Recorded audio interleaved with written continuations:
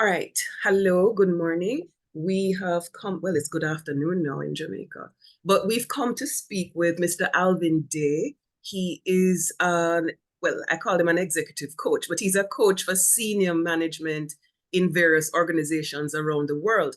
And Mr. Day has very generously offered his time and his knowledge to improve the lives of the people who teach HR people in Jamaica. So today he's going to speak with us about his pillars of success. So the first one, sir, is vision. Well, I have to thank you for coming, but then ask you about the law of vision. I remember you mentioned how your grandmother saw a pile of wood, board thrown down in the yard, and she saw a chicken coop, and that improved the life of your family immensely. So I believed in the law of vision when I read that. Can you tell us more about the law of vision? Yes. Well, first of all, good afternoon, everyone, and thank you, Ms. Alvin, for the opportunity to share with your team of erudite educators and HR professionals. And I am truly looking forward to seeing participants. You know, there is a dynamism of face-to-face, in-person, in the same building meetings where we bounce off each other's responses and reactions, facial expressions, and so forth. And with this digital medium, we lose that. We get little white lines of names, and then the discourse becomes fairly impersonal. So I'm looking forward to seeing Donette and Heather and Yolande and everyone else here, at least your videos, because not just for me, for all of us, it adds some life and reality to the conversation. So unless you're lying down in bed and sleeping, we love to see you. Don't worry too much about background, any of that. We just love to see the facial expressions. So very good. So Olivine, you mentioned the laws, the pillars. Couple thoughts. First of all, they are not mine. I discovered them by some method of life experience and teaching and the input of my wise old grandmother. I discovered these laws. And as I may have shared before, when a scientist whose job it is to validate reality in some field or other and to experiment and ensure what's real empirically, when a scientist comes up on a truth, the scientist does not say, I invent this thing. The scientist says, I discover this thing. Mm-hmm. And of course, discovery has the prefix dis, which is similar to on. So uncovering truth suggests that truth was always there. Yeah. We may not have known it. We may not have seen it. But we become wiser, more informed, and more able to capitalize on our world when we are in search of enlightenment, of truth, which when we encounter for the first time, we call discovery or uncovering. And so I applaud you for being here, all of you, in search of more wisdom and the knowledge of the world that is already around you. There are capabilities and facets of your life that are probably not visible to you right now, because you've not seen them, because nobody has discovered or uncovered them. And this is a part of the process in which we are engaged to uncover truth, not to make it up, not to create our own. And in evidence of that, I dare say that these truths are incontrovertible.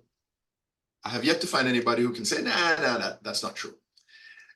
So the things to which you refer, Ms. Olivine, about these pillars are 7 facts, truths, findings, discoveries of life that predate me by thousands and 10,000s of years, as far back as I've seen evidence of it as far back as 2500 BC. And we have spoken about the first one. You might recall in the session a month or so ago, we spoke about vision. And we spoke about that at length. So today, I would like to give a quick overview of the 7 pillars on which this book was based. If caterpillars can fly, so can I. And then talk more about the second one, into which we had not dived as much last time. So let me do the following. I want to share my screen. And to do so, Yes, I am giving you host, believe me, giving you host privileges. Perfect. Thank you. And I'm going to share this screen, which at the moment should be blank, right? All right, so please confirm, do you see that blank screen being It's shared? blank, a black screen, Right, red and with some yellow. Okay, it's now saying Global Empowerment Institute. that's right. Very good, thank you. All right, so this is by way of continuity and review of what we talked about, very quickly reviewing what we talked about last time. We are together on a quest of becoming more valuable to ourselves and society. One way of measuring value is money, not the only way, but earning more. And certainly when we earn, we do not only earn money, we earn respect, we earn all kinds of wonderful things that constitute wealth in its grandest form. But you might recall my starting this conversation by saying, if you want to be more valuable, if you want to earn more money and respect and dignity and place in society and importance with your family and so forth, it is impossible to do so unless you achieve more. Yeah. Because we live in a meritocracy and we get what people perceive us to merit, and we get what nature ushers to us based upon our consistency with how nature works. So one cannot just become worth more or just be worth more by declaring it or by just thinking one has a right to it. One earns more by achieving more, which means that we develop things that are valuable. We inculcate habits that are valuable to others, onto which they would attribute dignity and respect and recognition and money. So this is how it works. This is, I dare say, this is how it works. And maybe there are exceptions, but there is great confidence behind this in society, in homes, in families, in schools, in jobs. You are worth more when you achieve more. But you cannot achieve more sustainably unless you become more. God made us as raw material. You were a flubbing little fetus inside somebody's belly one day, not even conscious of where you were, and then you grew and you grew and you came out into the world as a little baby, useless, bumbling around and so forth, with all kinds of potential. And then you had to learn and grow and develop. And upon learning enough, you began to contribute. Well, you started early by contributing joy to your parents and others, and contributing trouble and contributing chaos or whatever you did. But all your contributions gave you the ability to become more than you had been before. As raw material, as a child, you grew up to be a teenager who had more to offer. You grew up to be a 20-something-year-old with college degree, perhaps, had something more to offer. And now somebody would employ you and give you a job. So we are on a quest to become more, not to change who you are, but to develop that which was born inside you in your DNA, to make it transform into something that is valuable to others so that you can be worth more. I trust that you follow the line of reasoning here. Yeah? Yes, I do. Okay, very good. And we don't learn this in school. Lord heavens help us. We don't hardly learn it in church, not in this way. Although if you listen carefully, it is in is very biblical concept here, very spiritual concept here. So, all right. So last time we talked about the idea that systems are what govern our world, nature, jobs, families, and so forth, and that we need to be cognizant of the systems within which we operate, because it's the systems that reward us with value. And we talked about the fact that there are all kinds of systems, and you don't have to agree with the system for the system to work. You don't have to agree with gravity. If you jump out of a window, it's just going to work anyway. And there are all kinds of other similar systems, such as the system by which an airplane flies, an automobile drives, the system by which a family operates in a functional and positive way. And this extend as well to success in life. However, one would define success, as I would define it, as the pursuit of worthy goals, the success pursuit of worthy goals. So then we did some exercises, and these then became the tenets, the truths, the 7 pillars on which this concept of personal transformation is built. So the first one was vision. We spoke about that, of course, last time. The next one is word. We'll talk about that in more detail today, and time permitting, perhaps energy, and good and evil, and abundance, and uniqueness, and contribution. Yeah. I dare say that if you are in pursuit of worthy goals, looking for success, and you noticeably violate any one of these, it will block your path. It will wreck you. It's not as if these were the only principles one has to pursue in order to be successful. I would not be so bold. There are many others, but these have proven to be time honored. They don't change with technology. AI cannot change these. These govern AI. It is out of these that AI was born by the brilliance of mankind's own thinking. So the thought is, by ignorance or by arrogance, sometimes we seek to violate these rules, but they will not be violated. They work every day, and whether they work for you or they work against you is a function of how well you understand the systems that they constitute in life. They work in nature, they work in homes, they work in families, etc. They work in schools, they work in jobs. So I know that I'm building this thing up to be pretty heavy, but that's about right.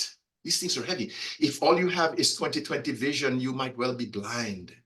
You have to have the ability to see ahead. We talked last time about the idea that there's a difference between eyesight and vision. One is physical objects and one is present day occurrences. The other one is the future and looking into what might be and asking questions about what if. The ability to look ahead instead of just looking in the rear view mirror of your life, looking at the future instead of just the past or even the present, being so consumed with it. We talked about the myth that seeing is believing, which somehow we picked up in our society. No, the fundamental truth of success and fullness and well-being is that believing is seeing. And even things that we see today had to be dreamt up by somebody. That building in which you are, the car you drive, somebody had to see it before it existed. So believing is what causes you to see. And so we talked through all of that. I'm just doing this now for the sake of continuity and for those who were not here last time. And then the question is, what is your vision for you, for your team, for your school, for your life? Have you mastered the mechanisms of vision? And I gave a little test called the flight test, which hopefully those of you who were here last time took. So then, having laid that sort of refresher groundwork, let's stop. Let's jump now into the next one on the list, which is word. Now, I know that we will not get halfway through them today if we do them some measure of justice. So let me, even before I jump into word, give you a sense for what these are. We talked about vision just now. We reviewed that. We'll talk about word in a moment. Energy. It is impossible for you to do well in your life and to succeed at any great measure unless you have proficiency and mastery over your physical energy, mental energy, and spiritual energy. Think about it for a minute. Human beings are energy. Good and evil. There is a principle of life that is upside down, topsy-turvy, that says the good that you want in your life is present everywhere, especially in the middle of bad. And that if you want good in your life, you must have a tolerance for bad. And we do not use evil there in its spiritual sense, but in the generic sense of adversity. If you want pleasure, you must have a tolerance for pain. Wow, I can't wait to get to that one. Abundance, that God makes nothing in limited supply, that there is an amorphous, multiplying universe around you. And the only source of scarcity that we know is the human mind. Ooh, what happens when you cross that border between scarcity and abundance is your life opens up and you flourish mentally and then physically. The law of uniqueness says there's nobody in the world like you. God has never made a duplicate. You have no twin, despite the common vernacular about twins coming out of the same womb. Look at their fingerprints. Look at their eye prints. Mama can tell them apart shortly after they're born. God makes you unique for a purpose. If you're not seeking that purpose, you'll never find fulfillment. And the highest source of economic value comes when you make such contribution to life, to society, that life and society want you to be around.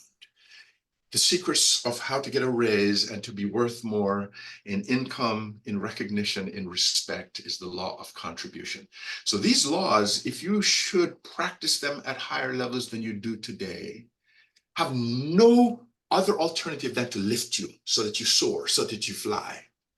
And if you consistently break one of them, let me say it a different way. If you consistently seek to break one of them because they are inviolate, it will break you before you can break it. So let me pause here. We're going to talk about word in a moment. How's that for a little workup? Let me hear your thoughts. Are we on the right track? Is this something of interest to y'all? Hmm? Talk to me. I thought I saw Yes, Mr. it's of making notes. interest. Oh, Go on, Go ahead, Yolanda. please. oh, yes, yes, yes. I'm saying yes, it's of interest to me. Yes. And a very curious question. By chance, is this something that is all that can be shared with children? Just asking. So I know there's this song. My daughter loves the song, If Caterpillars Can Fly. And I think sharing this type of information is good with her. She's 9. So I just wanted to know if these ideas can be shared with children so that you can discover these things from early and not necessarily when you get to my stage of life. Well, certainly you've practiced some of them otherwise you can never have gotten as far as you have, but I appreciate the question. Yeah, I was in Fort Lauderdale doing a conference one day, and at the end there was a line of people purchasing books, and I was signing autographs, and a man was almost in tears before me. He said, Mr. Day, I need you to meet my son. I need you to tell my son these things. He said, I don't want him to go through what I had to go through. Mr. Day, how can I do this? How can I get you to meet my son? So I do understand the sentiment of preparing children with things that the educational system and, oh, God forbid, the home and the church sometimes do not. So to answer your question, yes, we are in the process right now of providing this. I will tell you that there are 4 educational institutions in Jamaica that have been expressing great interest in this, and the Ministry of Education itself for the children, and they've done a number of things, the ministry has. But politics and bureaucracy and funding have prevented, and change of administrations have caused this to just slow down. But there are 4 or so institutions in Jamaica that have expressed intense interest in this, and one of them has actually made it happen. The institutions include the Council of Community Colleges of Jamaica, the University of the West Indies, UTEC, and Churches Teachers College, and even Jamaica Teachers Association. In fact, I have a meeting today when we're done with the Jamaica Teachers Association pursuing that for teachers to impact the students through the teachers. The CCCJ has actually purchased and licensed the right to utilize everything that we're talking about here with the children. And we have a whole course outline, and we have a user's manual, and we have a teacher's guide, and we have exercises, and we have success story charts and so forth, all kinds of equipment that will start with the community colleges of Jamaica in September to equip the youngsters with this knowledge in terms of readiness for work at that age. So yes, much is underway there. And other institutions in Jamaica have said, we can't wait on the ministry, and they've put the book in schools and they're teaching it. So a very relevant question, Yolande. Thank you. You're welcome. Other comments on this? Any other comments before we launch into this second principle? Okay. So let's talk about word. I'm making some strong statements here, not out of being heady or thinking that I know all that. Oh, I'm a youngster trying to learn about life. My dreams are massive and they wear me out in pursuit of them. And I'm trying to figure things out. So do not take my conviction as anything other than a deep-seated knowledge that this stuff is important and powerful. And so, and that I'm not necessarily even the best example of them. I know the rules, and as human, I, like others, try to violate the rules and get in trouble oftentimes. The single greatest, and this is arguable, so I don't have empirical evidence of this. This is experiential knowledge talking and observation talking. The single greatest principle available to mankind to help mankind achieve its potential and flourish and live in the world of abundance and what we might call success is the law of word. The single greatest tool available to you is words. Words that you think and speak and write. There is literally nothing else that contributes so much to your life, as much to your life as word does. Now that takes some thinking because we can examine all kinds of other options, but let's dive in. I like to sort of characterize things and push them to an extreme and tell stories about them. I want you to think about my next story in a very clinical way. My grandmother taught me this story. Oh, she was full of stories. And she's featured in the book over and over because she was my first source of wisdom.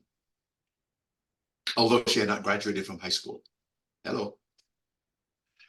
One night, somewhere near Jonestown, an old woman who worked in some sort of health facility was on her way home at about 11 o'clock or so when her shift was done.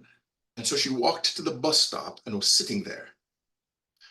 A young man came up and pulled out a gun, pushed it in her face and said, "Give me your handbag." This old lady looked at the young man and said, "Young man, come closer. Come into the light, young man. Don't I know your mother? Come. Can I see your face, young man? Don't I know your mother?" The young man backed away, stuck the gun in his pocket, and ran away. And the old lady was safe. Now, whether she knew his mother or she was wise enough to understand the power of words is not the point of the story. Think about it clinically. Here's a vulnerable, older person who's female, who's looking at the point of a gun.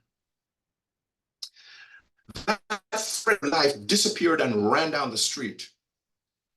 What was the intervening occurrence that caused it? She opened her mouth and issued some sounds. The power of those sounds changed the intent of the aggressor, moved the weapon out of her face, and caused the weapon to disappear and run down the street. Nothing else happened. She opened her mouth, flapped some sounds out into the environment, and those words caused the threat to go away. Think about it clinically.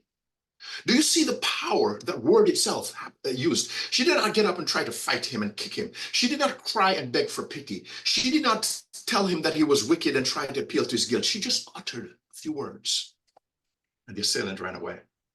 I want to dramatize the power of the words. Words have caused people to find love, affection, hatred, danger, slices of a knife in their face, being locked away in prison, facing the guillotine, spending the rest of their lives in ignominy and shame. Words, success, wealth, recognition, personal power. Tell me one thing that has that power when properly exercised and when one develops proficiency in it. Tell me something else that is more powerful. There was a debate when I was going to Knox College doing my A-levels. The pen is mightier than the sword. Think about it. What an excursion in the power of words. Don't I know your mother? Don't I know your mother? And so people recognize this, have done all kinds of things, including affirmations where they speak things, they write things, they get things into their subconscious. Yeah, go ahead, please. Can I say something before you get into that? Don't I know your mother? You made a point a while ago. You said she didn't beg for mercy, she didn't curse him out or something. Those would also have been words. So her choice of the words that she used was very important. Very insightful comment. Yeah. Because I mean, if you think about it, here I am as this little lady. I'm sitting here in my little space, hoping to get on a bus. There's danger in front of me. Now, I have 2 or 3 different realms in which I could operate to save myself. One would be mental, one would be physical, and maybe spiritual. Pray to God. And even those words. So if I exercise the spiritual and if I exercise the mental, they're going to be words. Or I could exercise the physical and try to kick him and take my own gun and shoot him before he shoots me.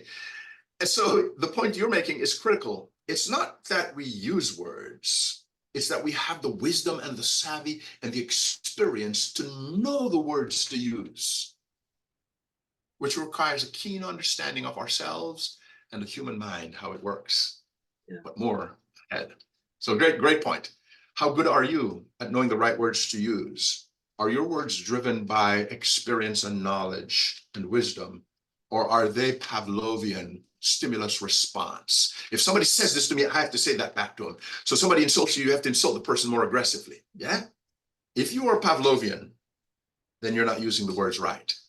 But oh, with a little wisdom, you can accomplish mighty things. So, you know, you have the self-fulfilling prophecy, which you know well about. And you also, those of you who, like me, believe in God, the God of Abraham, Isaac, and Jacob, will acknowledge that this is also incontrovertible truth as far as our beliefs are concerned, that the physical material around you, the physical material that sustains you, the physical material that houses your spirit came out of word.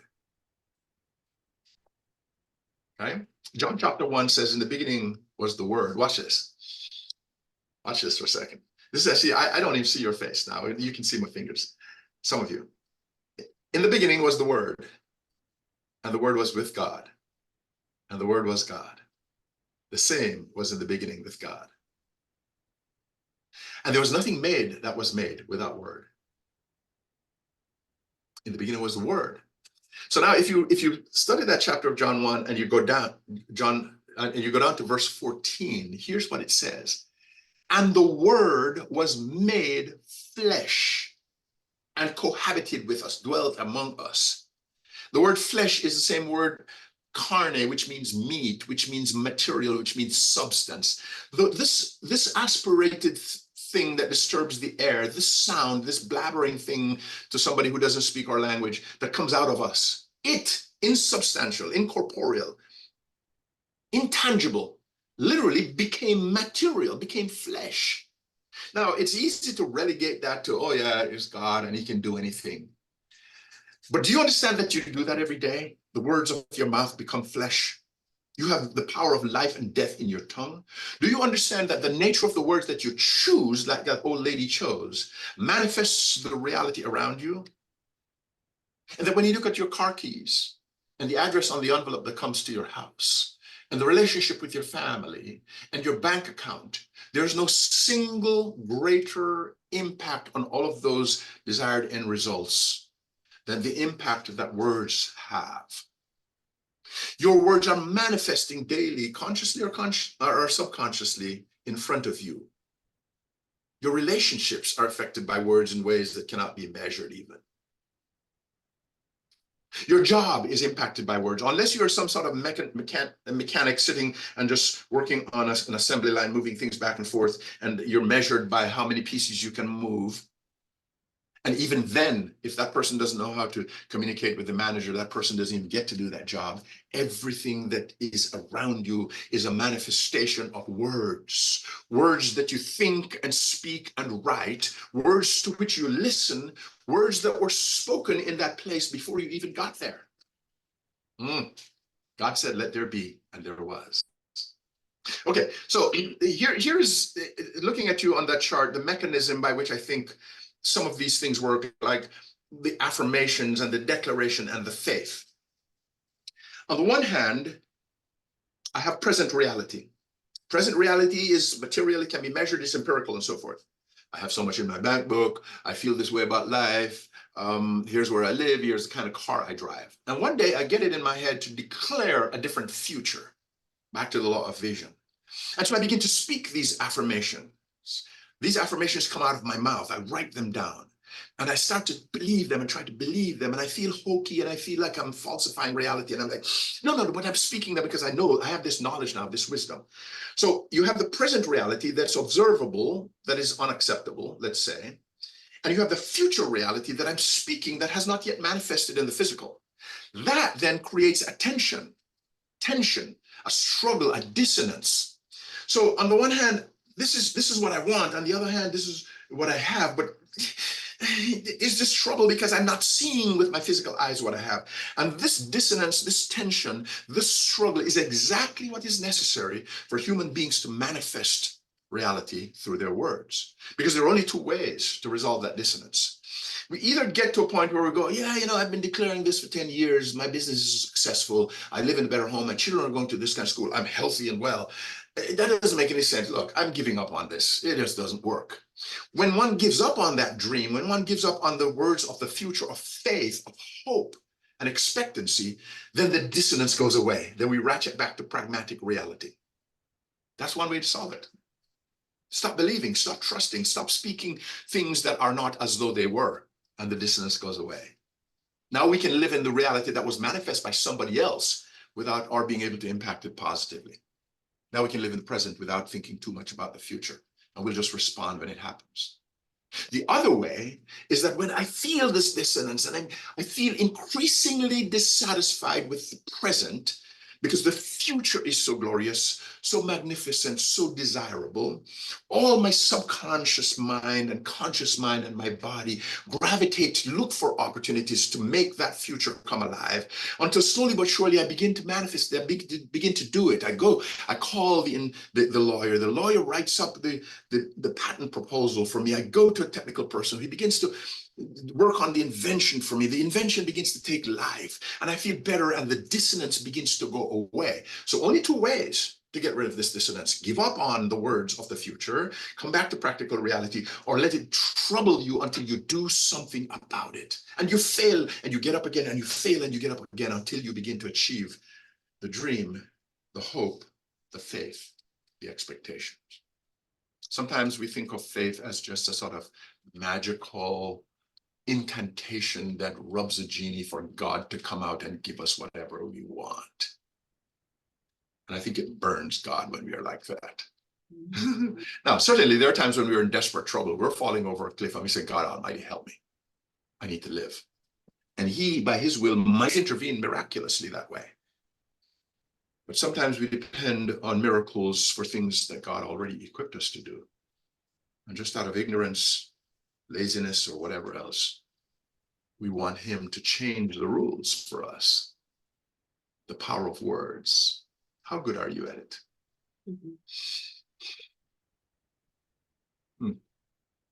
It shapes your relationships. It shapes everything. How good do you feel? How well do you feel about your mastery of words? And it is the whole pie. It is grammar that prevents people thinking that you're ignorant. So grammar doesn't give you benefit. It prevents disadvantage. It is knowledge of words, reading, and having literature in your head, and the ability to articulate things.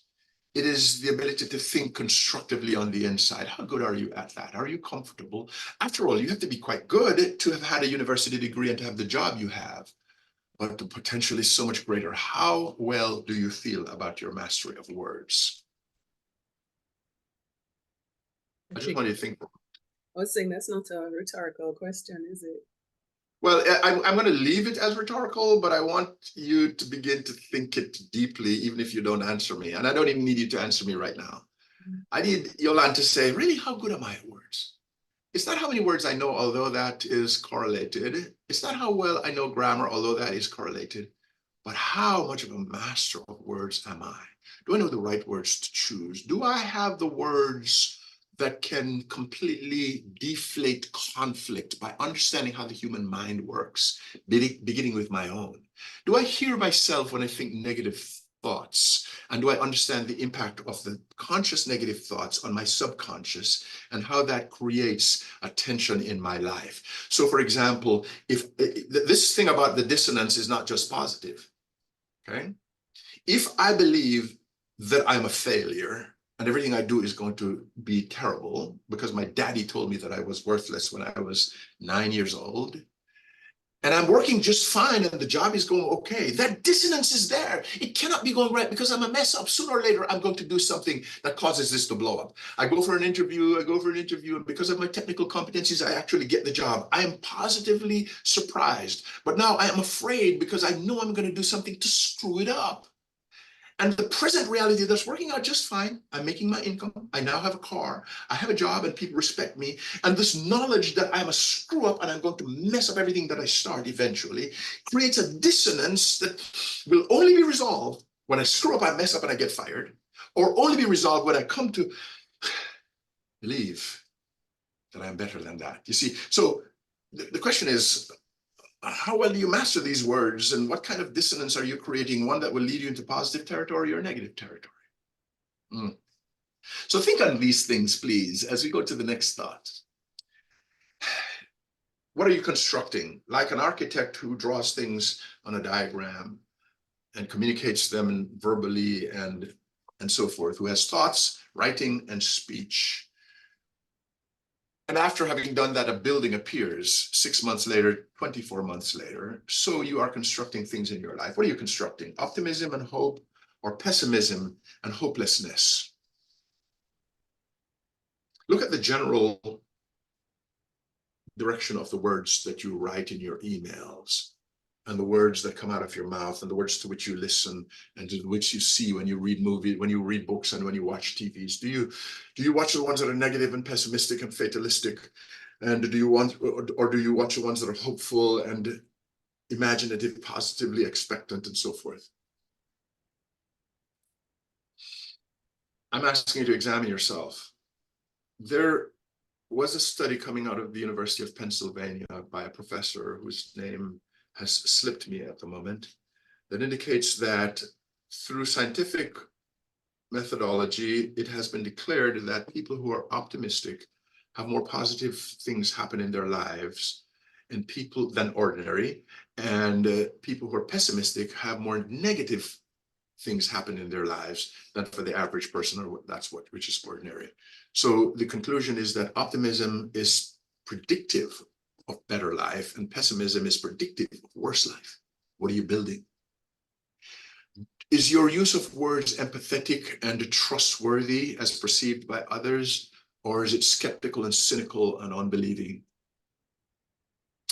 You're constructing something. What is it in your life? The general case. Now, all of us have a little of everything. But what is the general case? What is the preponderance of behavior when you examine yourself, your words? Do you tend to tell the truth always, or do you tend to tell a lie when it is expedient short term? I have been fascinated with the lie detector machine. How can you hook up a mechanical instrument to me and tell that I'm lying? How in the world does that work? And according to the book, If Caterpillars Can Fly, So Can I, when I did the research, here's what happens. You are designed for truth. You are truth. You are flesh, your blood, your spirit, your mind. You are nature. You are what is. And when, because of your consciousness and the will that God has given you, the free will, you should decide with your words to misrepresent what is for the sake of deceit, that person who you are goes into convulsions. You're naturally functioning in truth. When you deceive and when you lie, your body does not process that well. Your nerves do not process that well. So when you should lie, your nerve endings get very jittery. They're like, okay, so on the one hand, maybe it's this sentence again. On the one hand, I see reality. On the other one hand, I hear myself speaking of something that's not reality. What's going on here? And that translates into electrical impulses in your nerves. So all that mankind has to do with a little scientific knowledge is hook up some sensors to your body and tell when I say, is your name Yolande Hilton? Yes. Okay. Your body says reality matches up with words. Is the sky blue when it's not cloudy? And Yolande says yes. And the body goes, yeah. She says yes. That's true as best I know it. And then if the person should say, is Alvin Day a very short guy who is about the size of a dwarf? And she says yes. Okay. So fine. The body, and let's say Yolande knows me that I'm 6 feet 2 inches tall, and she's trying to fit me into somebody else's caricature for some other reason. The body goes, okay, wait a minute. Okay, so I know the reality is he's 6 feet 2, or at least very tall. Now I am uttering words that say he's a dwarf. What's going on here? How do I mentally, emotionally, electrically process these two things that are dissonant with each other? And in that moment, the sensor picks it up and goes, and the person knows you're lying. What am I saying to you? The universe is geared for truth. Truth doesn't mean good. Truth can be bad, but truth as it is, representing reality without, gosh, the word is engaño, without deceit. It's weird. Sometimes the English word is not as appropriate as another language is. Without engaño, without deceit. When you speak truth, you're operating consistently with how the universe works. When you operate with how the universe works, the universe helps you. When you try to contravene it, it rolls over you. Now, you could become such a master. I could become such a master of lying that I believe my own lies so that I'm totally, perfectly fine electrically. And there are those who can beat the lie detector, but the price you pay to get there robs you of much of your humanity. We're diving into the notion that all of us would do well to become more conscious of our words and to pursue proficiency in our words, because the physical outworking, the practical outworking, the emotional, social outworking, the professional outworking of mastery of words is so wonderful, or can be so amazing. What are you doing about your language skills? What are you doing about even the use of silence? The words are so powerful that withholding them has powerful effect. So in a situation where you're negotiating, you can come to a place where the deal is being discussed, and you lay an option on the table and you stop talking. And there's silence. It is said in that moment, the first person who speaks has to concede something, has to give up something. Silence is powerful. I have been married for, you're Jamaican, you know this number. I have been married for 11 years to this one little girl from down Windward Road in Jamaica. And I love her like cooked food, to go back to our Jamaican vernacular. And yet sometimes we struggle, and most of the struggles have to do with the words that we use to each other. And I keep making the same mistakes. I say, I'm not going to say that to Grace anymore. And the next time I remember it is just after I say it again. What is wrong with me? What's going on here? Okay, I need to be better. I need to be better. So even I who teach this, I violate it. But here's the thought. I've come to learn recently that a great source of sustained relationship is silence. I don't have to answer everything. I don't have to give my opinion on everything. I've come to realize that when Grace would say something with which I totally disagree, I can smile and nod and just go and process it. Because in that moment of disagreement, when I open my mouth, it'll intensify the conversation and it goes downhill from there. Silence is powerful. Do you use it? Do you use it? Practice it. In fact, I'll give you homework. Go to Google, go to AI, and ask for strategies to use silence as a communication device. And you're going to get all kinds of wonderful ideas and suggestions. The words, the withholding of them. Now we've touched this, but this idea of lying is like kryptonite to Superman. For those of you who know of that comic book, I grew up with Superman, and he could do almost anything except withstand kryptonite. So telling lies, we've talked about. Poor language skills is kryptonite as well to you. You don't have that problem because you're educated with college degrees and so forth. Negativity is kryptonite because it will wound your relationship and wound you and eventually manifest in practical things, as we've talked about. So with all your strengths and your capabilities, just know that all of us as humans, we have our own kryptonite. Our personality, our tendencies, our habits, our thoughts, or past experiences, somewhere in there, or kryptonite can take us down. And if you don't want to give strength to the kryptonite, develop your language skills. Let it be positive and expectant, and tell the truth.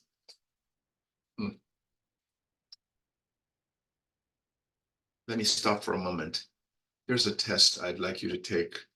Now, tell me if you want me to give you the download of this, and I can give it to you. There's actually this form that you could get, but if you don't want to do that, you can just write 1 through 5 and answer these questions about your mastery of the law of word. Indicate to me if you want me to paste the link for that chart into the chat, and I will. But until then, okay, you want to, okay, wonderful. So what I'm going to do then is, as you look at those questions, I am going to go to the paste into the chat here. Well, first of all, I don't know if you're able to read this. Is it big enough to read? Yes. Okay, great. Dropbox and your code. Yeah. Yes. So here, well, I'm talking about the flight test to the right, mastering the words. Yes, yes. So please pay attention to that and rate yourself accordingly. And in the meantime, let me find the window where there is the chat box. Olivia, I just understood what you said a while ago. Let me see if I find that.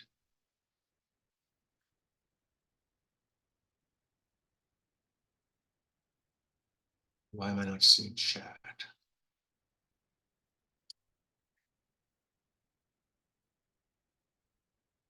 Okay, let's do that.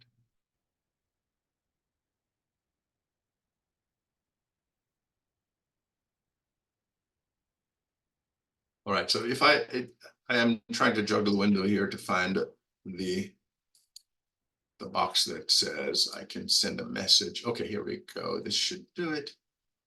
Control chat. And this should be a group.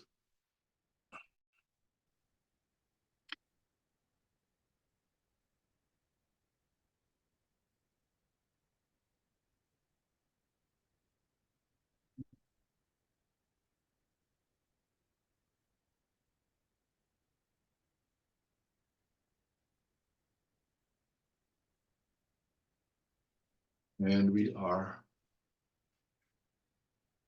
So again, I encourage you, even if you're going to get this, because it has all of the other tests on it as well as we get to them, go ahead and just do your 1 through 5 and answer that, please, while I mess with the technology here.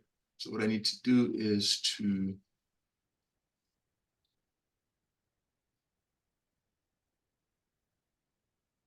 right. So let me go down to that page.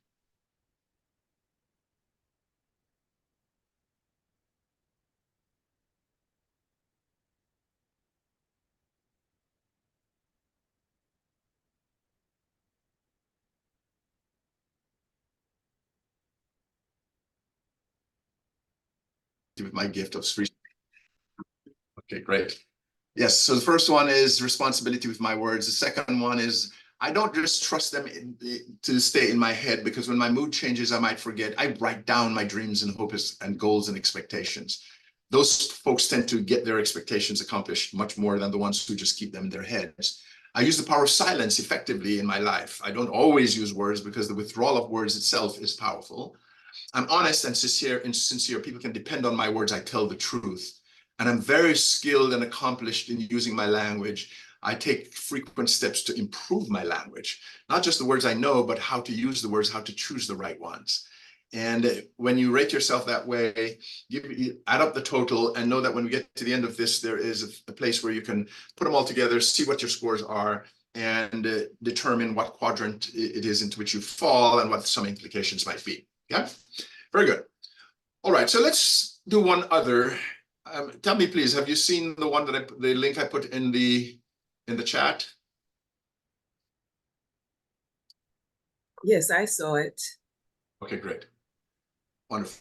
Let's do one other one. I think we have a moment to do one other, and it is called the law of Right, so energy. just to sum up what you said before, you were saying that words are the raw material of life, right? Yes, yes. Okay. No, So just let's sum do it that. up nicely, because you have that in the book. Yes, that's correct. So what is it that you just tested yourself on? You just tested yourself on what I regard as the simple greatest tool available to mankind for his wellness, well-being, welfare, and all the other wonderful things that we want in our lives. And it is our ability and willingness and education and skill and wisdom at using words. And it behooves us well who say that we are seeking success to continue to develop the ability to utilize words. So there's so much more, and I sought only to put it in a short period, but there's so much more there. You really have to go through the book to get the details of it. And one thing that occurs to me is that I saw a piece of research that was announced by Earl Nightingale that indicated that if you should go back to school and study one subject to improve your earning power, the one subject that has the greatest correlation, positive correlation with your earning power, is mastery of the words in the language of the land where you live. Wow, not HR. If you're a scientist, not science, not your technical area. You're already there, you're skilled at your area, and you continue to develop, but your technical skill is taken for granted as the price of entry. You have to be good at HR or you can't even be in this job. Now, what separates you from other people who are also good in HR is your use of language. Ah, what a powerful thing. Research indicates that it is the single greatest impact on your economic value. So I encourage you, therefore, to continue to develop your thought word, which may be the hardest one to manage. Even the Bible tells you that sin happens in here, not out here. Okay, it is the thoughts and the intent of the heart where sin happens. A man says, I don't commit adultery, but if you think of a woman and you lust after her, you've already committed adultery in your heart. That is the hard one to manage because it manifests in writing, it manifests in speech. So if you say you're interested in success, continue to develop and transform into someone who's of greater skill and capability at managing the thought words, how your thoughts run, define you. They're connected to your brain and your body. They're powerful. Continue to develop your spoken word because that's what communicates the insides of you to the outside. Continue to develop your written word because while the others may be forgotten, the written word is not forgotten. It is congealed into symbols, especially when you put it online. It never goes away. You may think you've erased it, but it never goes away. The permanence lives with and for or against you, as the case may be. I And just so, want to throw one more thing in that Warren yes, Buffett, in case anybody doesn't believe what you've said, Warren Buffett has said that the thing that was most important for him was his Dale Carnegie course. So that's that's just in case people wonder if what you say has practical value. Yes, it's words. It's words. And sometimes we denigrate it. We say, yeah, that's just positive speaking. Well, okay, yeah. How does that compare to negative speaking? Okay, right? Okay, very good. So yes, that's my quick summary. You owe it to yourself to develop continually your mastery of the words of the country in which you live. Now, vision, word, energy. Energy is a funny thing. Energy is the pulse of your life. It is the indication that you're alive. Your energy. And your energy, similarly, in 3 dimensions, physical energy, mental energy, and spiritual energy, just like word is manifested in three ways. Your physical energy, and if you're any one of these that goes to 0, will cause you to die. If your physical energy goes to 0, you're dead. If your mental energy goes to 0 and your brain is done, you're dead. If your spiritual energy goes to 0, you will kill yourself or put yourself in a state where you're walking dead. So it is essential that you become more conscious of the energy you are. Now, energy is manifest in 2 other systems. One is potential energy and the kinetic energy. In science, they'll tell you that energy comes in those 2 forms, so that, for example, if I should take this water bottle and hold it here, the fact that I am holding it and stopping it from falling does not take away its energy. The energy to move toward the center of the earth by the law of gravity, another law, is still there. All physical objects, by Newton's laws, must move toward the center of the earth when they're in the atmosphere around the earth. So that's power, that's energy. But in the case of this water bottle, it's potential. It's not yet exercised, but it's there. When I release this, it falls and immediately becomes kinetic energy, which is energy in motion. It does what the energy is designed to do, move toward the center of the earth. When you find yourself frustrated and overwhelmed and like you're not pursuing your purpose and you're not getting fulfillment out of life and you're wondering, why am I here? Where am I going? What am I doing? You feel a point of weakness in your life. But it is not because the energy is gone. It's because the energy is only in potential form. Potential energy is the ability to do work. And this transformation, this development, this becoming more about which I spoke, is the process by which you extricate yourself, separate yourself from, push away from those things that hold you bound in one position, so that you can move toward the center of your own universe and get done that for which you were born to get done.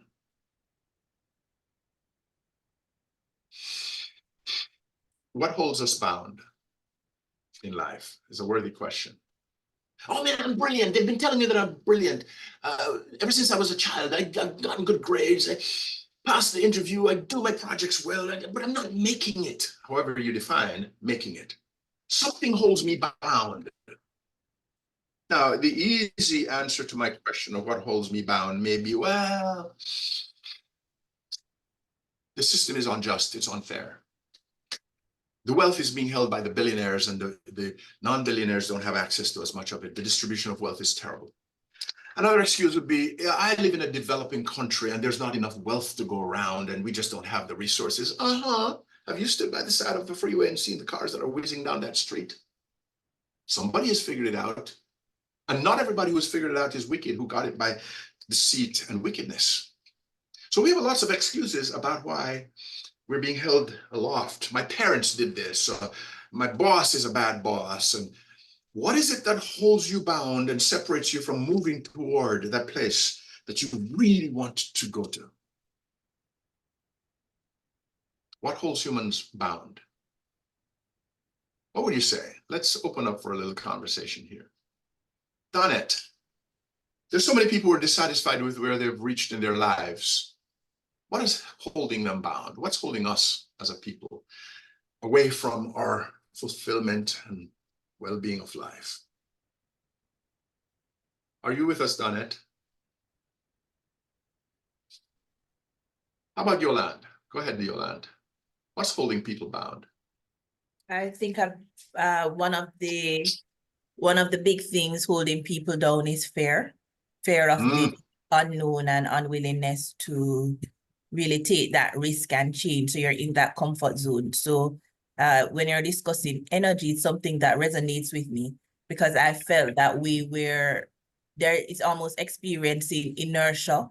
You know that there is potential energy. There is so much more that you can do that is untapped, but for whatever reason, it is unreleased. And so it requires sometimes it requires stepping out in faith and being willing to take that risk to jump, to move from potential energy and get moving. And that one step will get you rolling. Yes, very good. Fear, the unknown. And all of us feel fear. And I dare say there may be some fear that is justifiable. But the vast majority of cases, we fear what we don't know. So we don't even know if it's good. We just attribute bad to it. What else? Heather, what do you say? What's holding us bound as human beings? Thank you for sharing that, by the way. Is Heather with us? I'm trying to articulate. Yeah, we're hearing you now. My opinion is we're held back by our limited beliefs. That we're not enough, we're unworthy, we can't. I believe that those are the things that we tell ourselves that keeps us in that one spot where we just, and as she rightly said, fear, not necessarily of the unknown or failure, being rejected. Yeah. Those words in and of themselves are not words that are positive words. And I've been enjoying this. I've been quiet, but I've been enjoying this. Why? Because part of our church group, there is a saying that our words create worlds. What we say can change the very trajectory of our very lives. I'm not deviating from the question you asked, but I believe it's our own limited beliefs that keeps us not wanting to take that step forward into possibilities. I believe that there is so much, and there's a Bible verse that I always, when I'm in that place where these things, I keep a gratitude journal, and I was having a very rough week, and I'm confessing this, and I'm trying to watch what I say, because I do believe that our words don't create worlds. Yes. And I wrote last night because I wanted to take my mind from this place. I'm feeling really low in and of myself. So I wrote 3 things that I was very grateful for. And I have it written, it's an app on my phone. So I'm going to read what I wrote. Okay. May I have the time to do that? Go ahead, please. All right. So I wrote yesterday, I'm, as we say in my neck of the woods, I'm so grateful to be above ground, which is simply saying I'm thankful to be alive. Though my job is a true test of my faith and character, I feel so blessed to be able to earn a salary. I remember the days I was in need. I was unable to get my basic needs. Those times were the most humbling, and it caused me to seek the face of God more. I had to walk my faith daily. Today, I see where I have matured, and the growth is evident in how I handle situations and people that I now face and also encounter. I have to dig deep to stay in the posture of gratitude. I'm grateful. And the simplest thing was they stole my bank card, and I wrote it. My bank card was replaced today, and thank God my leaking roof was also repaired. I'm grateful. Learning to walk the talk. End of my entry last night. Our words, if I leave anything with anybody, this is a profound teaching that we're getting, and our words does create world. We are what we say. We have what we say. Yes. And this is a fearsome thing because it leaves the responsibility at our doorstep for our life, doesn't it? Yes, yes, it does. Yeah. It means, man, all the things I've said and done, that the energy in my words has led me to where I am today. Interesting. But arguably, you cannot really be a success unless you take responsibility for the good and the bad. So those who shirk responsibilities, they're doomed not to succeed, because there's a certain amount of personal power and leadership that must go with any sort of objective definition of success. So take the blame when it's yours and seek to transform out of that blame. Yeah, speak your way out of that blame, act your way out of that blame. Very good. Thank you for sharing that, Heather. Okay, so we have three forms: physical energy, mental energy, spiritual energy. And we have two manifestations, one potential, and the other one is, of course, in motion. There are too many people who are on your mark set and not willing to go. The gun has gone off, the race has begun. What are you waiting for? Some people are planning and analyzing and testing and pondering and pontificating and cogitating, and life is happening while you sit on the set position. Dare you get up and go and risk failing, falling down and getting up again and continuing in the race? Energy demands action. So then, with that challenge of your physical, mental, and spiritual energy, let's talk a little bit about whether energy is a good thing or a bad thing. Now, good and bad are labels that we put on practical and observed reality. Is energy a good or bad thing? Now, we could open this for discussion, but I think it's easy to see. Energy can be either. There's negative energy, there's positive energy, there's good energy, there's bad energy. There's witchcraft and there is blessing, and there are curses, and there are all kinds of positive words that come out. So be careful that you not only develop your energy and make it manifest into actions, but that the energy is consistent with the law of word that talks about the positive and the negative word. Yes, all of these, as you can see, are integrated. Words are visionary. Energy is expressed sometimes by words, and words are energy. Yeah. So is energy good or bad? Let's think about it for a moment. You really have to be cautious about negative energy. Have you ever walked into a room or had somebody walk into your room, and shortly thereafter, that person has drained your energy and you felt discouraged and you just want to droop your shoulder? Oh God, oh, can I listen any longer? I need to escape. Have you ever had that happen to you? It is a palpable manifestation of energy when somebody's so negative, so pessimistic, so naturalistic, so just hopeless, and begins to spend those words, put those words in your direction. So be cautious about the energy, not only that you give, but the energy that you receive. Here's how powerful energy is. The negative, well, let me say it a different way. Here's one of the unfortunate dynamics of energy. In the fallen world, which is sort of a Christian concept, not how it was designed for Adam and Eve, but how it became after the apple or the fruit. In the fallen world, the negative energy is more powerful than the positive energy short term.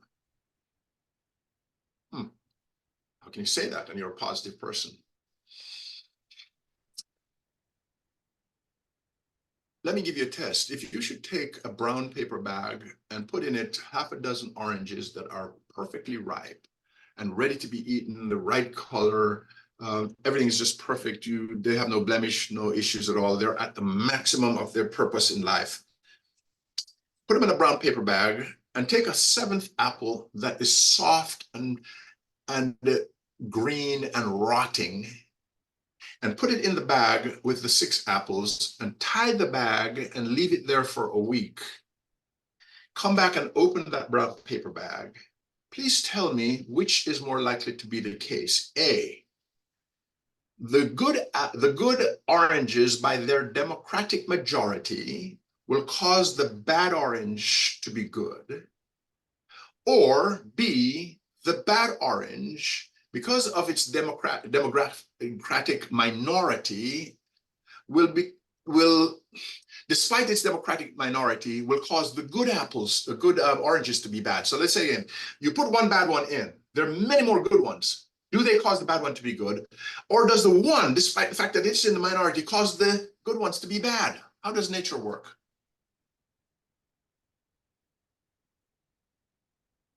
You see the situation I'm posing, don't you?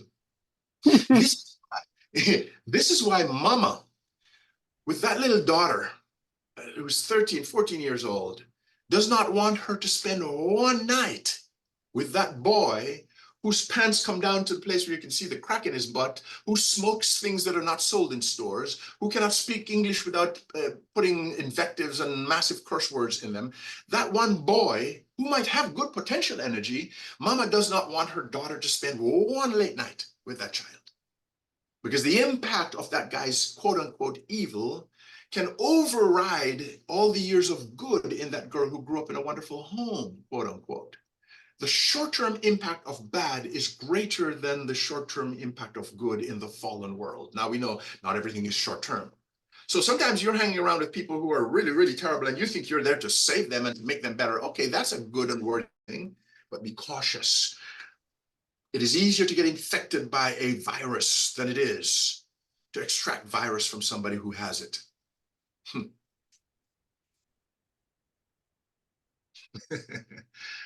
How does this negative energy work? It is manifest in cursing and gossip and fear and low esteem and doubt and unforgiven wrong and grudge and envy and malice and all these words, even procrastination and fear and all kinds of things that speak of doom and hopelessness and bad and evil. Energy. Now, we all experience each of these at some point in our lives, but the preponderance of behavior had better not be that these are the things that are our default state. Yeah?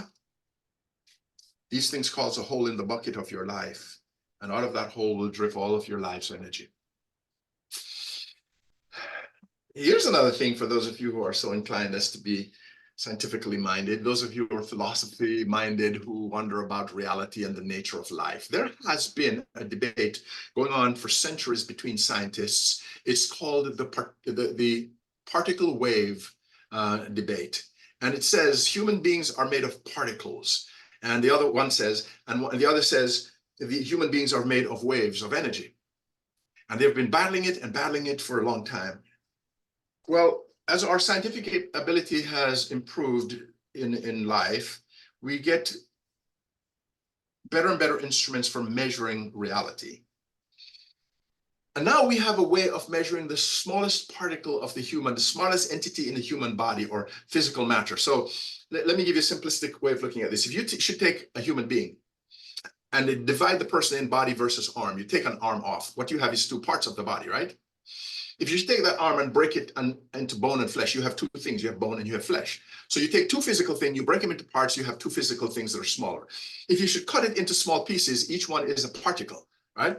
If you should go all the way down of dividing the human body or matter or material into smaller and smaller pieces to the point where you get to cells. You divide them into individual cells. Each cell can be measured in terms of its properties. But then you get to the finest one that human beings can measure right now, and it's called the quantum. The quantum. Have you heard of quantum theory? Of course you have. In the quantum, this is the smallest division where you tear bones apart, you tear tissue apart, you tear cells apart, and you tear everything apart until you get to the smallest measurable unit, which is a quantum. Well, they've got a couple sub ones now as the technology develops, but we won't go there. When you get to the quantum, after you've torn physical things apart and you tear them into quanta, each quantum is now supposed to be two particles of the previous thing from which it was torn, yes? Except at that very fundamental, foundational level, something weird happens. In order for something to be measurable, no, in order for something to be scientifically real, it must be measurable. You must be able to observe it. You must be able to observe it consistently, and you must be able to come to conclusions about it that others will come to same conclusions when you're not there, so that your personal bias is not there. So it needs to be viable and reliable according to the empirical process. Well, when you seek to observe the quantum is moving around and it stops and allows you to measure it. There's this little particle that's moving around. You put a scope on it, it somehow knows that you're watching it and it stops. And you can measure it and you can talk about its geographic location. And then you take the scope off it and it begins to move again. It goes from being a physical entity that you can measure to being a wave. Why do I share this with you? At the very foundation of your existence, Alvin, the most granular, which is an inappropriate word, the most granular particle of your being, Miss Davis, Miss Leverage, at the smallest entity that we can break it into, is actually a wave in its behavior, and it actually knows that it's being observed. We are energy, and energy can stop to be measured, and then it can move again. Our bones are made of waves of energy. Now, I don't know if that lights you up like it lights me up, because this to me redefines everything in reality. And I thought to myself, when I first understood this, and by the way, I'm no major scientist, I'm just fascinated with science. When I came to understand that physical things are made of just waves of energy, I thought to myself, no wonder at the upper room, Jesus walked through a wall. The wall is just energy. He's just wise enough to understand how to negotiate his way through the particles that are actually energy and walk through a wall. When you get to understand this, it gives you the power or the empowerment to know that your thoughts can manifest and change reality, so you think better thoughts, to know that your energy can cause negative things and positive things, that you can bless people and the blessing can manifest. You can even curse people and the curses can manifest, because you are energy and they're energy. This is getting in pretty deeply, but lest you be seduced by the pragmatic physical rules of science as the basis for validating reality, lest you be seduced by defining your world by that which is in your present and is touchable, tangible, and physical, I want to suggest to you that the world of which you are part and of which you are made is sheer energy, and a thought changes it. The words you speak become. The energy you have constructs. Energy can also be seen in music. Music is a great source of spiritual energy. You may know the story of this Jewish king who was beset by some kind of evil spirit, and he called for a shepherd boy to come and play the harp. And what did it say in the historical records? When the shepherd boy played the harp, the evil spirit departed. Evil is spiritual. I'm sorry, music is spiritual, and it can make spirits manifest or disappear depending on the music and its intent. So let's come from the sort of philosophical, scientific into the practical realm with this one. I have an assignment for you. I would like to suggest that you begin writing down the top 10 pieces of music that light you up. Even if you don't know their names, go find them. They can be any form or genre. My mix is very eclectic. It includes some country and western, lots of reggae. It includes some blues. It includes jazz. But I'd say find the top 10 or so pieces of music that light you up. Put them in a folder on your phone. Put them in a playlist in an app, and just keep them there. And the next time that you begin to experience this energy, cursing and gossip and fear and low esteem and unforgiven wrong and regret and anger and depression and other feelings that are taking your energy down mentally and physically, the assignment is to pull up that app and begin to play through those 10 songs. And I have yet to find anybody who has proven me wrong. If only for a moment, the spiritual impact of that music that has already been proven to light you up will make that emotion of the negative energy go away, if only for a while, to give you back your right mind to come back and deal with it.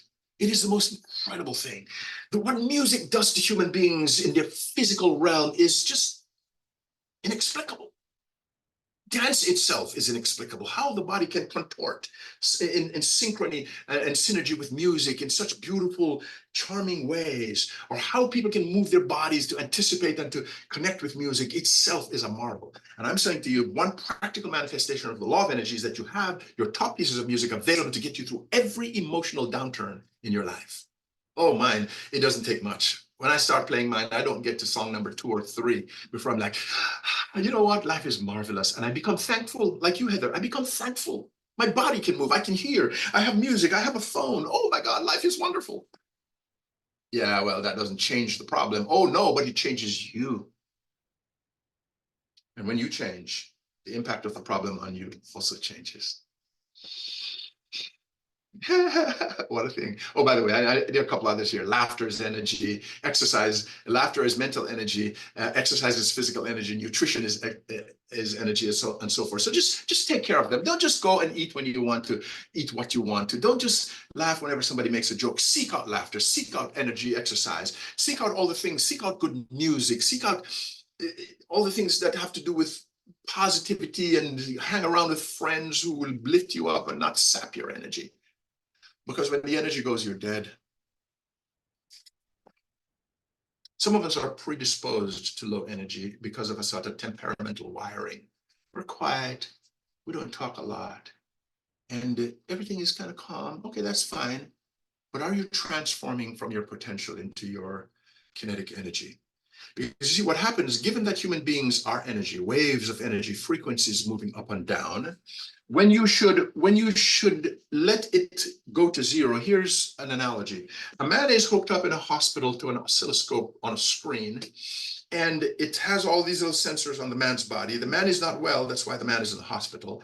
And this monitor is literally depicting a graphic representation and an auditory representation of the man's life energy. And the machine is going beep, beep, beep, beep, as the frequency goes up and down. Now, the amplitude of that wave is a measure of the man's energy. The frequency of the wave is the measure of the man's energy.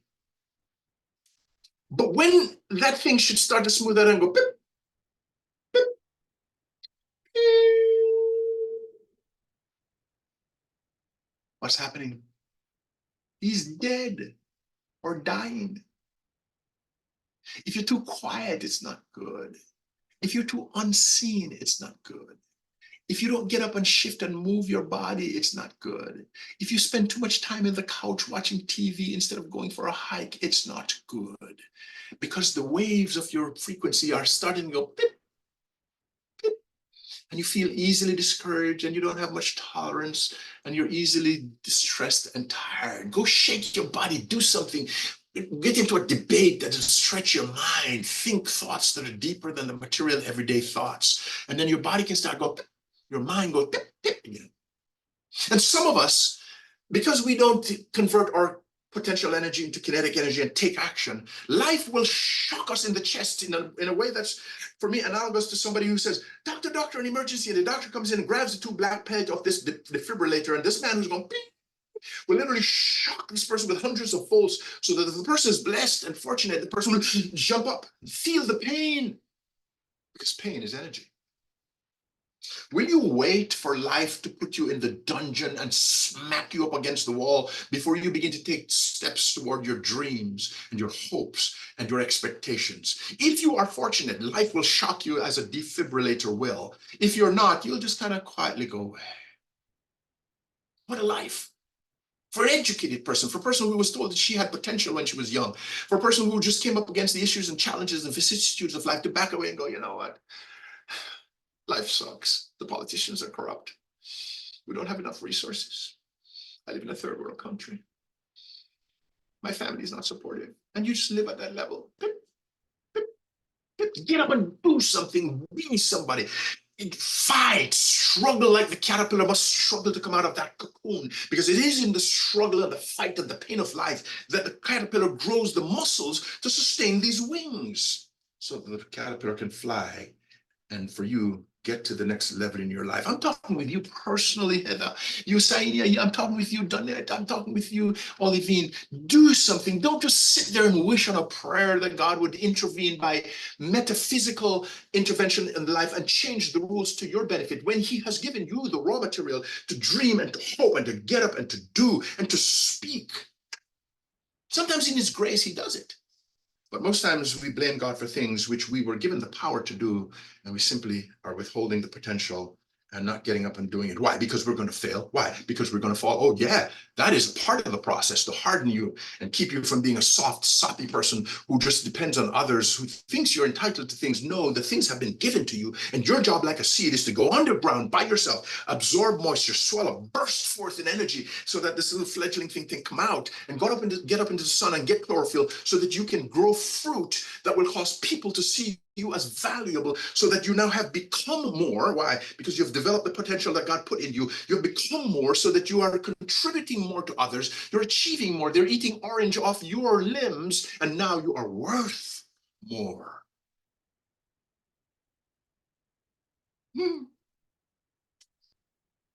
Energy. It's the exercise. Identify one important area in your life where your potential is far less than it should, than the performance is. What am I doing about this? So stop for a minute and do that. Think about that for a moment. Make it personal. Don't make this some sort of intellectual exercise or some kind of lecture that you take notes on only. Ask yourself, find one area, you know that area that pops up to your mind. Ask yourself, am I living up to my potential there? And if not, because it came to mind, what am I going to do about this? Doing is physical, doing is mental, doing is spiritual. Move toward that goal. Create that dissonance between that which is the status quo and that which might be, so that that dissonance creates pressure for you to resolve it or give up the dream. So just think it for a moment. Just think it for a moment. You thought I was coming here to motivate you. I came here to trouble you. I came here to trouble you, to stir up that energy in you. Another metaphor that occurs to me is some of us live our lives in such a staid way, so calm, so cool. We try to be unflappable. We don't want to get disturbed, you know. We're looking for peace. We're looking for stillness. And I think about a flask of water, clean, transparent, potable water. And at the bottom, there's an inch of sugar crystals, undissolved.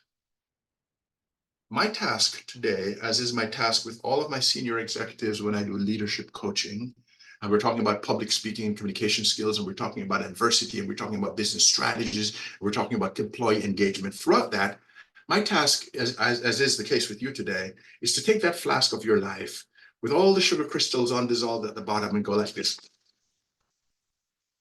Disturb it, disrupt it, make it move, cause the particles to move within the water. And when that happens, what takes place then? The color of the water changes. You get some additional character. The taste of the water changes. It's refreshing now, but it's also sweet. All along, you've had this. I'm not giving you anything you don't have. Too many people have the oxygen at the bottom of their lungs. They're not breathing in deeply enough. They don't get tired enough to breathe in deeply. Too many people have the potential lying at the base of their existence without ever doing this, because we think life ought to be peaceful and predictable and ordered and structured. Yes, it ought to be. But within that structure, you need to shake up your life. Take risks that are managed risks, not haphazardly, not without thought and wisdom, but take risks, go and fail, go deliberately into enterprises where you know ahead of time you're going to fall and fail, but you know ahead of time that you're going to get up every time. That is the fiber of greatness in human beings. The conservative, risk-averse, thoughtful, hesitant, never changes the world for others positively. Be thoughtful and risk-aware and risk-tolerant. Yeah. One day you should find yourself on your deathbed. You don't want to look back with regret. You want to go, I made a lot of mistakes. And I've fallen a lot and I failed a lot, but I lived. I went for it. I lived out large. Thank you, God. I went to Mount Everest. I climbed the wall of China. I had the ability to change some people's lives. People are alive today who would be dead if it weren't for me. People who had no hope are now the leading money makers in their families, and they have children who are now going to school because they said, I made a difference in their life. It's been wild. I have kept the faith. I've finished my course. I'm ready, Dad, to come see you. That's what I'm aiming for. To taunt you, to cajole you, to induce you to aspire toward and do. So here's one other quick little test. I get physical exercise enough to work up a sweat 2 to 3 times daily. Mentally, I push my mind frequently to question, imagine, and ponder things beyond the mundane. I access ongoing strength, take the off out, from my relationships with God and man. Relationships are spiritual, music is spiritual, etc., with God and man. But I won't spend much time on this one. Let's look at it from this perspective, which has a few more questions. So here's the second one. I maximize my physical energy level through rest, exercise, and proper nutrition. I'm pretty good about that. I don't have to be perfect. I rate myself on a scale of 1 to 10. Maybe I'm a 7 or an 8, or I'm really bad about that. I'm a 2, 3. I do whatever is necessary and legal to maximize my mental energy. I am fully aware, creative, and open-minded. I think thoughts that have not yet been thought. At least I try. 3, my spiritual energy level is high through music, meditation, prayer. I abound in peace and purpose and passion and a sense of well-being. How true is that for you? My ongoing state of mind is very positive, and I do not allow negative people to surround me. You can't help being next to people who are negative, but don't let them surround you and be there all the time. Find people whom you aspire to be, to emulate, to follow, who are going to places you want to go yourself, or you want to go. Number 5, I give hours of focused energy to the most important task in my work. I produce excellence through sharp concentration. Because I understand energy, if my morning is the most energetic, I do the most important work in the morning. If you're like me, my nighttime, when the phone stops ringing and everybody else is asleep, I do most of my creative work at night. I find energy and I leverage and exploit it. Rate yourself, write down the number, and let's talk.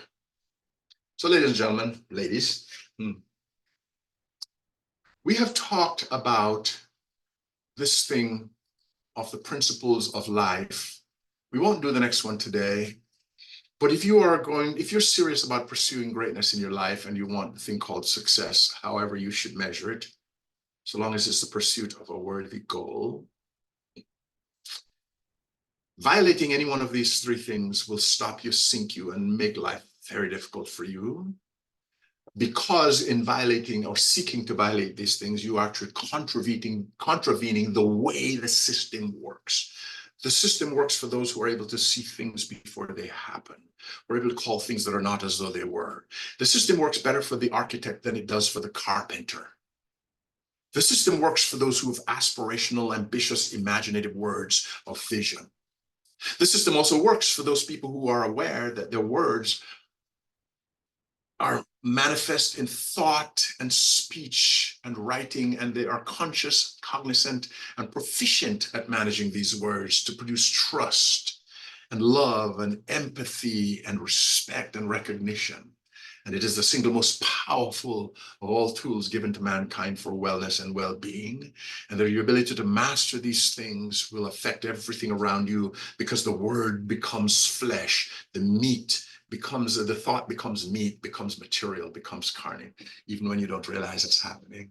You do have life and death on the power of your tongue. Which do you speak? And then to know that at the heart of all of this vision and word, there is the fact that you are energy. And even the parts of you that seem to be physical, at the very fundamental level of the quantum, it is actually waves oscillating frequency. That's what makes you, and that it is sentient and aware of its being observed. And by thinking, you can affect the physical world. What a marvelous thought.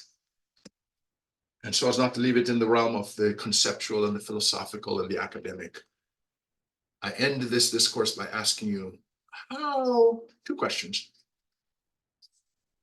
How much effort are you putting toward improving you, transforming you from potential to the right kind of kinetic?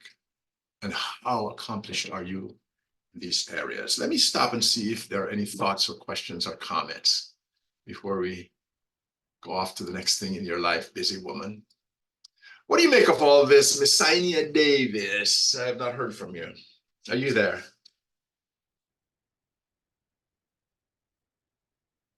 Okay, Sainia is not in the room. Okay, who else has a thought? Miss Yolande, what do you make of all this? I was actually just rereading this sentence about often in the heart of failure lies the success you seek. At other times, it's just around the corner from the last catastrophe. And I mean, personally, I think that whole concept of failure is something I struggle with. I remember in an interview being asked about what have you failed at, and the truth is, I don't think my failure has necessarily been in work, but possibly in personal life.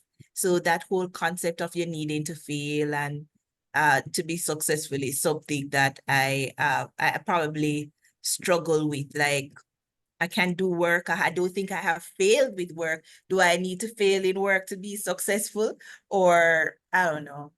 I have to think about it some more, but I definitely understand where it is you're coming from and what you have shared, and you have definitely given us a word to reflect on for today and going forward. Understood. That's great. And so let's think about failure. It's not that you set out to fail. It's that you set out to succeed, knowing that on the way there, failure is just a step and that it will happen. Well, it will happen if you go out to succeed at massive things and great things. You know, if you say, I want to succeed in going downtown and buying myself a nice pink blouse. Okay, so what's so aspirational about that? You might just go succeed, get on the road, go do it and come back. But if you set dreams that are distant, if you, by definition of dreams, go after something bigger than you, greater than your present resources, of the realm of manifestation in imagination and hope and aspiration, it comes with failure. Failure is not final. Of course, neither is success. So you go towards success knowing that failure will come. It's a sort of, we'll talk about it when we get to good and evil. It's a sort of resiliency and robustness of spirit. It's a sort of sharp focus on the outcome that you want, where nothing will stop you. As far as you're concerned, you will go through anything to get there. So put that in your process as you think about it. Very good. Ms. Donette, what do you make of all of this ranting that I have just done, if you so see it?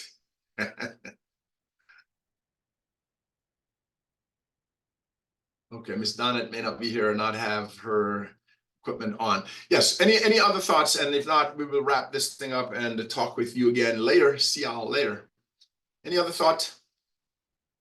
Word vision, word energy.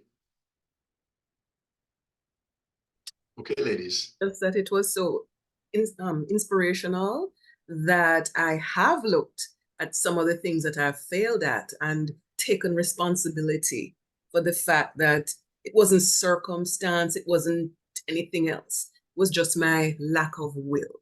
So this has been a good day for me, you know? That's and awesome. I thank you for that. You're most welcome. You're most welcome. And I imagine that some of you Janet says that she fails at words. The thing is, all of us are at different stages of our journey, and Donnet is at a shy stage of hers. But she's saying she fails at words. She typed them instead of saying them. But Donnet, you know, I hope you've taken something from this, Donnet. You've given her food for thought. I see that now. Food for thought. So Donna, think about this. I know dumb people, and I mean biologically dumb, who are more eloquent than people who have the gift of speech. Process that for a moment. I know people who do not have the ability to speak who are more successful than people who are given the gift of gab. Think about that for a moment. So if you are wired in your temperament to be quiet and thoughtful, that's not a weakness, it is a strength. One of the courses we can do in the future, if we should continue to work together this way, is called How to Work with Yourself and Others Who Have a Different Temperament from You, personality types and temperaments. And it's extremely insightful, first at understanding your own temperament, and then at how you can impact others by knowing theirs. So yeah, words are important, but words are extremely powerful in thought. They're extremely powerful in writing. And then as you become comfortable there, you can venture out more in speaking. Yeah? Very good. As you All right. say though, Go ahead. from what you've listed here, it really is as if you give more energy to these things, they manifest more. Even just what you've just said is a demonstration of what you've been saying all morning. Yeah. So I know I've hit you hard with some of these thoughts, but take heart. If you should work on these, if you should deal with the dissonance between the what is and what you want to be, that dissonance can produce what you desire. It can transform your life. Any one of these can transform your life. When you practice word, it impacts your vision. When you practice vision, it impacts your word. You may have seen the integration between these three, although there are different ways of looking at the same truth. So I encourage you all. You are in business. There are people who hope that it could be as good as you are to be teaching at a university. You have your degrees. You're regarded with respect for your academics. And yet I know that inside you're not fully satisfied. I just happen to know that already. Why? Because you're human. Why? Because not all the things that you know you do actually do. Why? Because there's potential. There's sugar at the bottom of your flask that needs to be shaken up. I know this already about you. I don't even have to guess. And so I encourage you, when the evidence seems to go to the contrary, to take heart in the notion that God made no mistakes. There's a sugar down there somewhere. You need to jump up and shake it. You need to go for it. Okay? You need to go for it. Before the sweet water is tasted by somebody who should open up the bottle and drink it, the sweet water affects what's inside the bottle. You're the first beneficiary of it. So before you can give, you must have. All right. Thank you so much, ladies. Miss Alvin, over to you. I'm done, unless you have anything else. No, I was just saying thanks for another fascinating and, inspiring, thoughtful, everything. As I said, I would end up with a list of superlatives. And I'm inviting all the ladies here to join us next month when we speak about the laws of good and evil and of abundance, because we're moving through this with Mr. Day, okay? Very good.